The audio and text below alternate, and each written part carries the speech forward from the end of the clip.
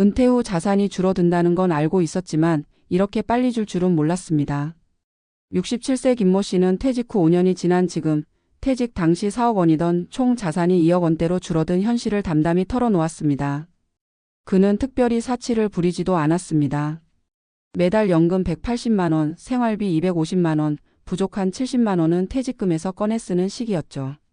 그런데 그렇게 5년이 지나니 어느새 예금 통장은 반으로 줄었습니다. 김 씨는 말합니다. 나는 그저 평범하게 살았을 뿐인데 돈이 녹듯 사라지더라고요. 이런 사례는 김 씨만의 이야기가 아닙니다. 통계청과 한국은행의 공동조사에 따르면 은퇴 후 5년이 지나면 평균 가구 자산은 약 45% 감소하는 것으로 나타났습니다. 자산이 절반 가까이 줄어드는 이유는 단순히 소비를 많이 해서가 아닙니다. 바로 구조적인 요인, 즉 수입이 줄어드는 동시에 지출은 오히려 늘어나기 때문입니다. 첫째, 예상보다 길어진 수명이 문제입니다. 60세 은퇴 후 85세까지 산다면 25년 동안 생활비를 감당해야 합니다. 매달 250만 원씩만 써도 25년이면 7억 5천만 원이 필요합니다. 하지만 실제 은퇴자들의 평균 은퇴 자금은 3억 4억 수준입니다. 단순 계산만으로도 버틸 수 없다는 결론이 나옵니다. 김 씨는 연금이 나오니까 괜찮을 줄 알았는데 물가가 이렇게 오를 줄은 몰랐다고 했습니다. 식비, 보험료, 관리비, 의료비는 은퇴자에게서 가장 빠르게 늘어나는 항목입니다. 둘째, 소득의 불안정성입니다. 퇴직 전에는 매달 일정한 급여가 들어왔지만 은퇴 후엔 일정치 않은 연금과 불규칙한 투자 수익에 의존하게 됩니다. 어떤 달에는 주식 배당금이 들어오지만 어떤 달에는 아무 소득이 없습니다. 한 달이 불안정하니 한 해의 계획도 세우기 어렵습니다. 이 불확실성이 심리적 불안으로 이어지고 결국 소비를 더 늘리는 모순적 결과를 낳습니다. 지금이라도 즐기자는 심리가 무의식적으로 작동하기 때문입니다. 셋째, 예상치 못한 사건입니다. 은퇴자 자산의 가장 큰 리스크는 병원비입니다. 배우자의 수술비나 본인의 만성질환 치료비가 한 번만 생겨도 수천만 원이 나갑니다. 그리고 이런 비용은 대부분 현금성 자산에서 빠져나가죠. 실제로 국민건강보험공단 자료에 따르면 60대 이후 의료비는 50대 대비 평균 2.4배 증가합니다. 70대에는 그보다 또 1.5배 이상 늘어납니다. 김 씨의 경우 아내의 갑상선 수술과 본인의 무릎 인공관절 수술로 3천만 원이 나갔습니다. 그때부터 통장이 빠르게 비기 시작했어요. 그런데 문제는 여기서 끝이 아닙니다. 은퇴 5년차 즈음이 되면 심리적 변화도 시작됩니다. 돈이 줄어드는 속도가 눈에 보이기 시작하면서 불안이 일상화됩니다. 밤에 잠이 오지 않고 자꾸 과거의 선택을 후회합니다. 그때 아파트를 팔지 말걸, 그때 펀드에 넣지 말걸. 경제적 손실은 단순한 숫자의 문제가 아니라 자존감과 직결된 심리적 상처가 됩니다. 퇴직 전에는 경제적으로 유능한 가장이었던 사람이 이제는 돈 걱정하는 노인이 된 듯한 자기 인식이 무너지는 거죠. 한 63세 은퇴자는 이렇게 말했습니다. 돈이 반으로 줄어드니까 사람관계도 반으로 줄더라고요. 그는 퇴직 후 처음엔 동창 모임, 여행, 골프 등으로 시간을 채웠지만 몇 년 지나며 지출을 줄이기 위해 모임을 끊었습니다. 사회적 관계는 점점 사라졌고 혼자 있는 시간이 늘어났습니다. 외로움이 커질수록 다시 소비로 마음을 달래게 되니 결국 심리적 허기가 또 지출로 이어집니다.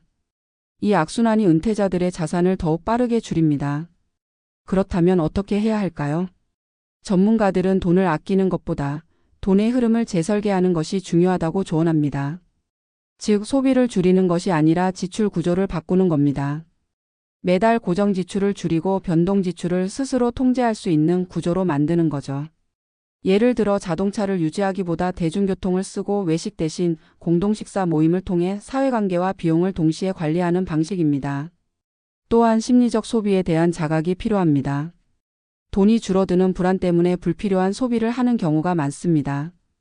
실제 상담 사례를 보면 은퇴자들이 외로움과 불안감을 구입으로 해소하려는 경향이 강했습니다. 비싼 물건을 사거나 자녀에게 과도한 지원을 하는 경우도 그 일환입니다.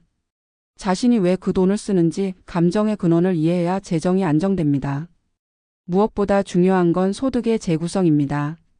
많은 은퇴자들이 이제는 돈 벌 나이가 아니다라고 생각하지만 지금은 60대 이후에도 활동소득을 만들 수 있는 시대입니다. 프리랜서 강의, 시간제 일자리, 재능 기부형 활동 등은 단순히 돈의 문제가 아니라 자존감의 유지와 연결됩니다. 이런 활동은 소비를 줄이고 정체감을 지키며 인간관계를 회복시켜줍니다. 마지막으로 기억해야 할 것은 은퇴 후 자산은 숫자가 아니라 리듬이라는 사실입니다. 돈은 줄어드는 게 당연하지만 그 리듬을 조절하는 건 본인입니다. 초반 5년 동안의 소비 패턴이 이후 20년을 결정합니다. 어떤 사람은 은퇴 후 5년 만에 자산이 반으로 줄지만 어떤 사람은 20년이 지나도 절반 이상을 지킵니다. 차이는 절약의 크기가 아니라 리듬의 조절입니다. 오늘 방송을 마무리하며 드리고 싶은 메시지는 이것입니다. 돈은 줄어들지만 삶은 줄어들 필요가 없습니다. 중요한 건 통장의 숫자가 아니라 그 숫자를 지켜내는 태도와 관계 그리고 자신을 바라보는 마음입니다. 돈이 줄어든다고 삶이 실패하는 건 아닙니다. 그러나 돈의 흐름을 놓치는 순간 삶의 균형도 함께 무너집니다. 은퇴 후의 진짜 자산은 돈이 아니라 조절력입니다. 자산의 반이 줄어든다는 사실보다 남은 반으로 어떤 삶을 그릴 수 있을지를 고민하는 것, 그것이 현명한 은퇴자의 첫 번째 실험입니다. 은퇴 후 5년 많은 사람들이 공통적으로 경험하는 건 자산의 감소다. 처음에는 여유로웠던 퇴직금 통장도 시간이 지날수록 빠르게 얇아진다. 매달 연금이 들어오지만 생활비로 나가고 병원비가 더해지면 손에 남는 게 없다. 어느 날 통장을 열어보면 잔고가 반으로 줄어있는 현실이 찾아온다. 그런데 이 현상은 단순히 숫자의 문제가 아니다. 그 안에는 우리 사회 은퇴 구조와 개인의 심리적 불안이 복잡하게 얽혀 있다. 서울에 사는 66세 박 씨는 5년 전 35년간 다닌 회사를 정년퇴직했다. 퇴직금과 저축을 합쳐 약 4억 원의 자산을 가지고 있었다. 당시엔 평생은 아니더라도 20년은 거뜬히 살겠다고 생각했다. 그러나 현재 그의 자산은 2억 원 남짓이다. 자녀 결혼비용 6천만 원, 부모님 병원비 3천만 원, 본인의 관절 수술비 2천만 원이 빠져나갔고 생활비는 매달 250만 원 수준이었다. 수입은 국민연금 150만 원뿐이었고 그마저도 물가 상승률을 따라가지 못했다. 박 씨는 말한다. 연금이 나와도 매달 적자예요. 이게 이렇게 힘든 줄 몰랐습니다.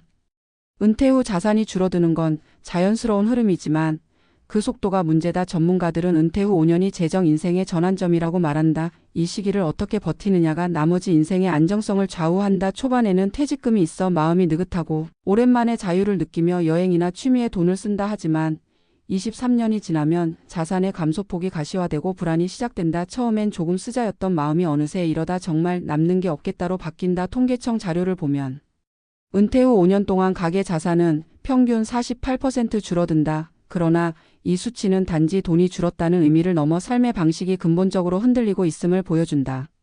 문제는 단순한 지출이 아니냐. 지출의 구조가 문제다. 현금성 자산의 70% 이상이 주거비와 의료비에 쓰인다. 서울의 아파트를 유지하려면 매달 관리비와 세금, 보험료만 해도 수십만 원이 든다.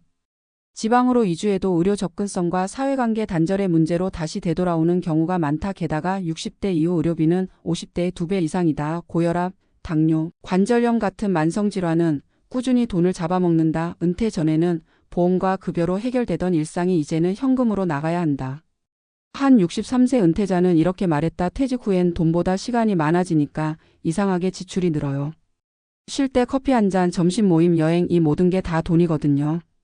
그는 자신이 절약한다고 생각했지만 1년 생활비를 계산해보니 퇴직 전보다 20% 이상 늘어나 있었다. 시간을 쓰는 만큼 돈이 새어나간 것이다. 은퇴 후엔 시간 관리가 곧 돈 관리라는 사실을 뒤늦게 깨닫는다.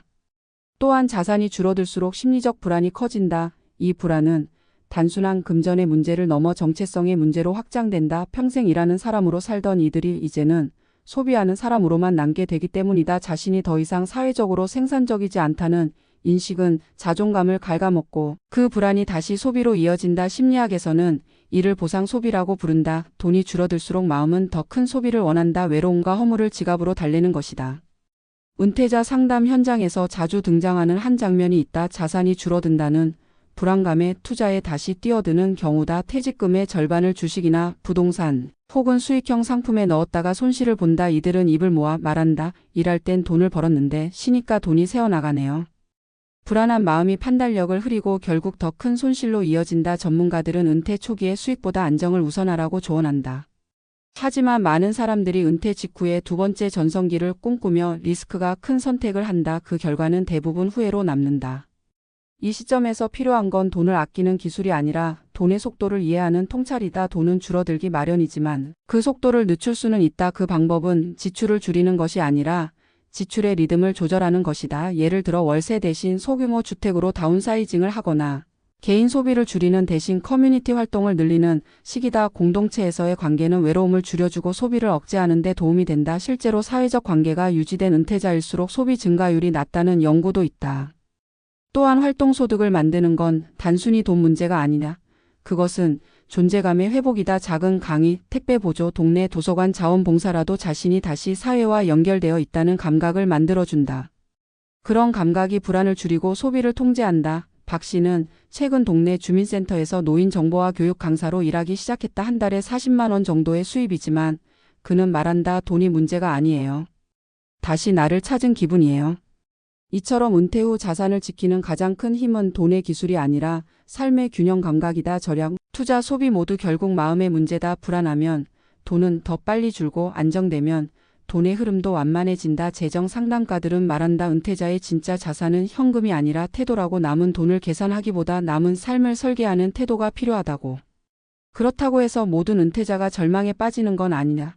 어떤 사람들은 오히려 돈이 줄어드는 과정을 통해 인생의 진짜 본질을 발견한다. 더 이상 돈을 벌지 않아도 자신이 여전히 의미 있는 존재임을 알게 될 때. 돈의 크기는 중요하지 않게 된다. 실제로 70대 초반의 한 부부는 퇴직 후 자산이 3억에서 1억 5천만 원으로 줄었지만 이렇게 말했다. 돈은 줄었는데 마음은 오히려 편해요. 돈보다 내가 누구인지 알게 됐거든요. 그들은 소비 대신 관계에 투자하고 여행 대신 산책을 택하고 불안 대신 일상의 균형을 선택했다.